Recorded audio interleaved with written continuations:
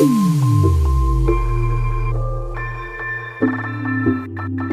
Guys, this is Sandeep sir और आप सबका स्वागत है प्रोवर्ब वाले एपिसोड के अंदर। और आज का एपिसोड नंबर है 5th और इसके अंदर हम लोग देखने वाले हैं एक नए प्रोवर्ब को विद हिंदी मीनिंग और साथ के साथ इंग्लिश मीनिंग भी देखेंगे और एक एग्जाम्पल भी लेंगे सो दैट हम समझ सकें कि आखिर ये क्या है।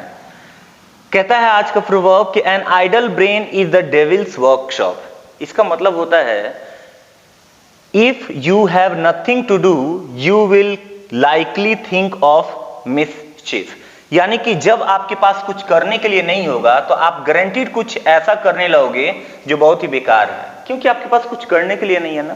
तो इसीलिए जब आपके जिंदगी में कुछ गड़बड़ सड़बड़ चल रहा हो तो ये देखो क्या आप कहीं ऐसा तो नहीं है ना कि खाली बैठे हो, क्योंकि खाली बैठे हुए इंसान को दिमाग में खुरपाती आइडिया ही आते रहते हैं। इसीलिए खाली बैठना इज रॉन्ग अगर लाइफ में कामयाब होना है। अगर मेडिटेशन कर रहे हो तो खाली बैठो, वो बात अलग है। But I am talking about कि अगर आपकी जिंदगी में कुछ करने के लिए नहीं है, कोई मिशन नहीं है, कोई ड्रीम नहीं है, कोई सपना नहीं है, तो आप गारंटीड ही कैसे ना कैसे करके अपने आप को बिजी रखेंगे खराब चीजों में। मतलब कोई ना कोई बेकार चीजों में आप चले जाएंगे, ऑटोमेटिक चले जाएंगे, क्योंकि आपके पास करने के लिए कुछ है नहीं ना। तो करने के लिए जिसके पास कुछ नहीं होता है वो कुछ भी करता है। हाँ, if you have nothing to do you will do everything. कुछ भी आप करोगे ना, यू विल डू, मतलब जो मतलब बिना काम का वो भी करोगे आप। तो इसीलिए आपका ब्रेन खाली नहीं होना चाहिए। और यहाँ पे हिंदी मीनिंग कहता है खाली दिमाग शैतान का घर।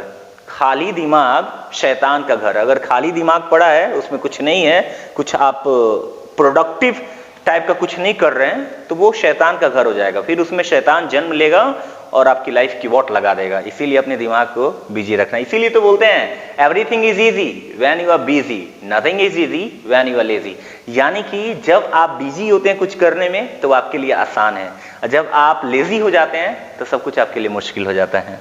आइए देखते हैं एग्जाम्पल। कहता है the kids should be kept busy during the summer break. यानी कि जब भी समर वेकेशन मिलता है तो उनको जो ब्रेक मिला है उसमें बच्चों को क्या करना चाहिए? Kids should be kept busy. Keep busy का मतलब होता है किसी इंसान को बिजी करना। तो कहता है कि बच्चों को बिजी रखना चाहिए।